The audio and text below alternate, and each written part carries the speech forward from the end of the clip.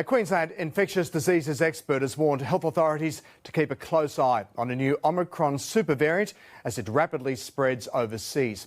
XBB 1.5 has fast become the dominant strain in the US, but much about the subvariant is still unknown.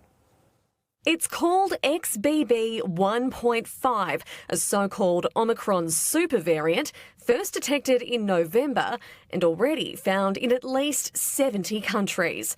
The new strain is causing more than 40% of cases in the United States, a rise of 20% on last week. Some of the properties that we're seeing unfold in the US do make it likely to become a dominant subvariant. It will probably eventually become the dominant strain in Australia. It's unclear whether it's more contagious than other Omicron variants, but according to experts, it needs to be watched very closely. It seems to bind more strongly to the ACE2 receptor, and that's the receptor the virus uses to get into our cells. And so that means it's likely to be able to outcompete other variants. XBB 1.5 is also likely to render previous protections less effective. This variant kind of evades the antibodies. Our antibody response, both from past infection and from vaccination, just doesn't work quite as well. There is some good news, though. No different symptoms and certainly no increased severity, according to what we know so far. We haven't seen the acute rise in hospitalisations and deaths. The new subvariant isn't on Queensland Health's radar at this stage.